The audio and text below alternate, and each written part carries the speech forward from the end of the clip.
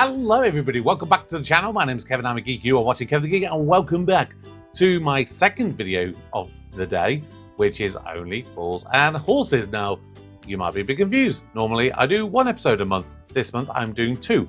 Why am I doing that? It is because it is Friday the 14th, and this episode happens to be Friday the 14th, and the next time we were going to get a Friday the 14th would be November.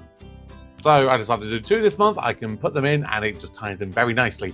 Now, of course, over the last sort of week or so, over some of the last videos, I, of course, have had a new microphone and I've been trying to test it out with the various different settings and stuff. I think I'm now at a point where the levels are where I would like them to be. So please let me know your thoughts in the comments below because, yeah, I think I've got the balance quite right. The first few videos I did this month were, I think the best way to describe it is a bit muddy. It's a bit like I'm a bit underwater at times, so I wasn't overly happy and I was debating sending it back. I think I'm now there, so please do let me know your thoughts in the comments about how the audio sounds, particularly on this video. But for now, let's check out Friday the 14th. Why do only fools and horses work? If you insist, there you are. Ow, you jerk! Oh! Hey, get it away! How's that rice going down? All right. Bit of a coincidence, Dill, innit? You've been in a fish restaurant, then the next thing we're all going fishing. Now, Boycie and I are going to halve it. That's a £5 each. So let's say that we do, what, 60 fish. That'll be 300 sovs in our pocket. It's called business. It's called stealing. No, it ain't, Rodney. Listen to your Is granddad. it poaching? It's called poaching. Dill, he can't even poach an egg. Down for a bit of fishing, are we? Oh, no, nothing like that, no. And why have you got 3 fishing rods tied to your roof rack? You haven't given anyone a lift in the last half hour or so, have you, sir? We've just had word that a patient's escaped from the local hospital. It's an institute for the criminally insane. It's out there somewhere now. For all I know, he could be watching us. Could be you for all we know. He killed a party of weekend fishermen. Oh dear. Called him the axe murderer. Don't pick up any hitchhikers. Don't stop for anyone, no matter what the circumstances. Does that include you? Or hear anything suspicious, phone the police immediately. If you follow the police advice, does that literally mean don't stop for anyone? Does that include the police? Because that would be that'd be hard to explain. Why didn't you stop? You ran away from the police. Yeah, well, the policeman told me not to stop for anyone. So, I mean, technically, you're only following orders if you did that. Don't worry, we'll be locked up safe and sound in Boycie's cottage.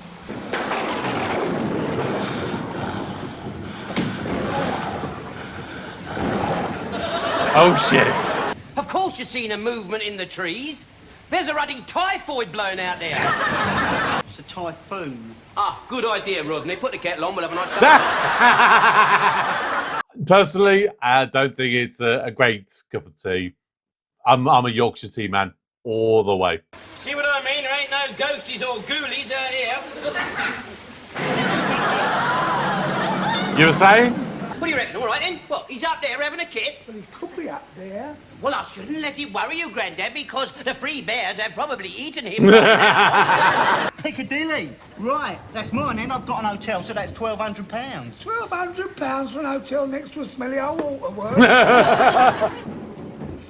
Well, I think he's got a point, Rodney. I mean, I don't know what possessed you to build a hotel next to a sewage farm in the first place. Stupid bloody gun. I think Rodney's got a fair point on that one. If they're trying to do him over, it's like, no, that's the rules of the game. You play it how it is. Although, I did deliver a car earlier this year, and it was in the Canary Wharf area of London, which baffles me why anyone would want to literally have a place down there anyway, because it's got to be so expensive. Literally, you're in the heart of London, in the Docklands area, right in the business. It's got to be so expensive. And literally, I called the woman going, I can't find your place. Oh, yes, the block of flats next to the sewage treatment centre.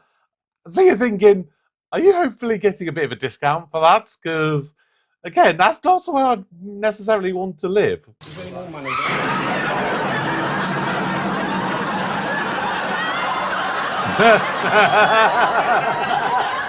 How much is that psycho at the window? Oh, dear God.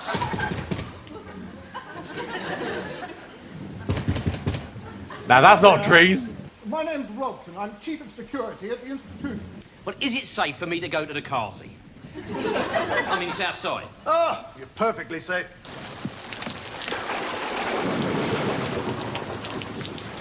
God, imagine if he's in there.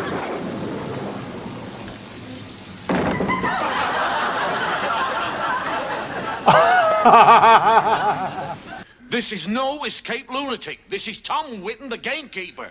And you shouldn't have gagged him like that. He suffers from asthma. The escaped man hit him on the head, then stole his uniform and his identity papers. Oh, no.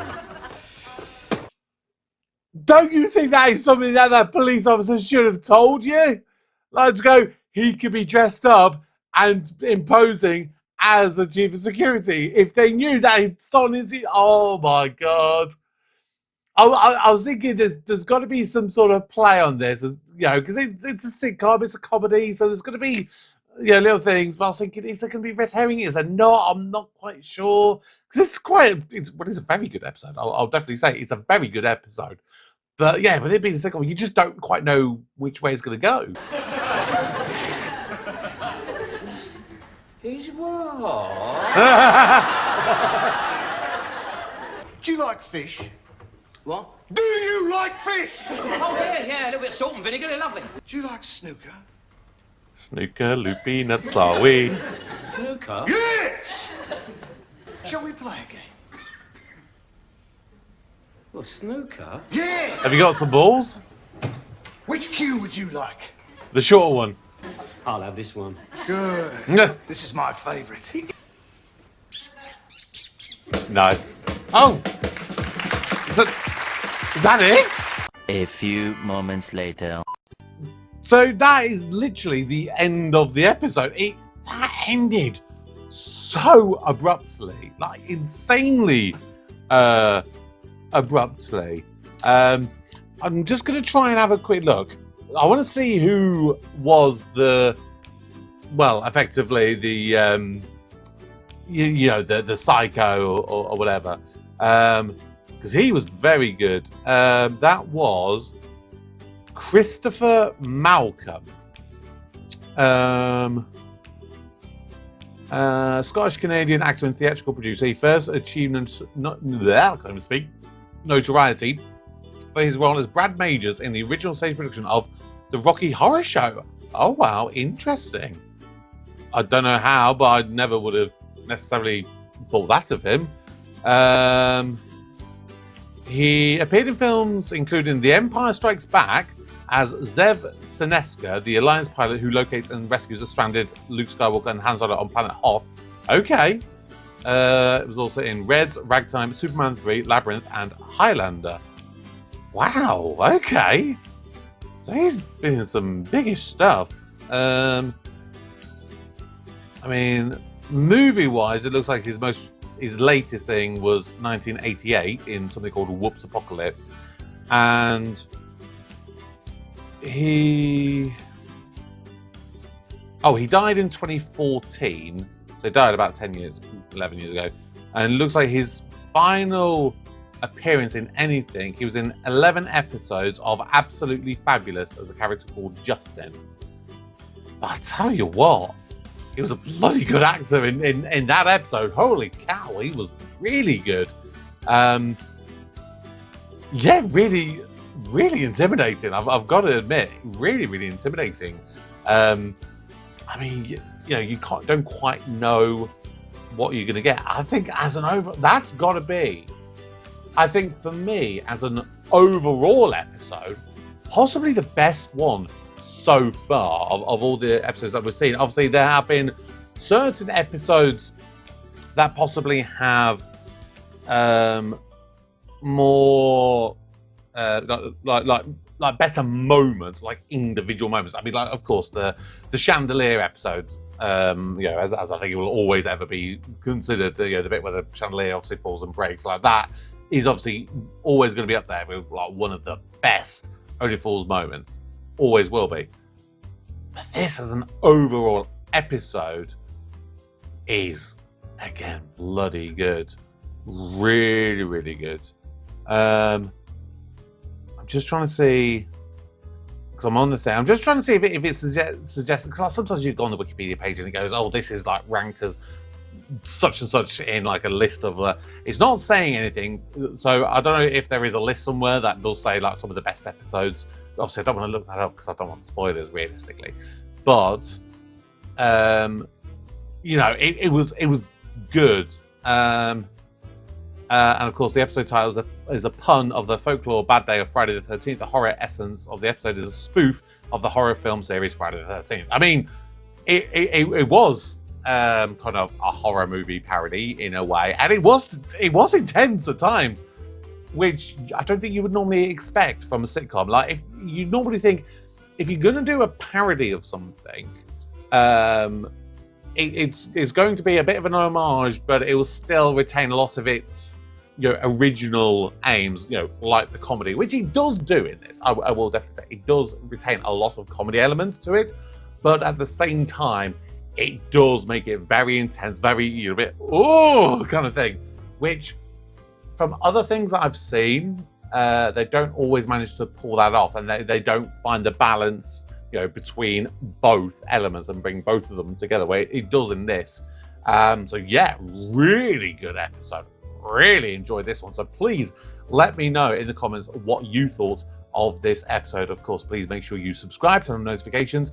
I might make Only Fools and Horses a double upload when I you know, moving forward. I don't know. Obviously, this was a bit of a one-off because, of course, you know, I wanted to kind of tie this in. But with the episodes that we've got left to go, I mean, I'm definitely doing Goodnight Sweetheart double episodes each month. I'll be doing that with Ghosts as well. It could be something I do moving forward. I don't know at this stage because, of course, it's all about trying to balance me, trying to have the time to fit it all in, especially, I mean, obviously, the day that this is coming out, literally on Monday, I'm starting a new job, which I don't know how much that is going to potentially impact on me being able to do this. You know, hopefully it doesn't change anything, but, you know, you never know until you start doing these things. So yeah, we'll see, but it's definitely something I'm open to doing, you know, 2 episodes a month rather than just the one single one. So yeah, we'll see. But yeah, drop me comments below, subscribe if you're new, turn on notifications, and if you want to support me more, you can do so over on Patreon. You can do that, and that will, of course, you know, enable you to get early access to content as well as other benefits as well. But until next time, my name's Kevin. I'm a geek, and you've been watching Kevin the Geek. Goodbye.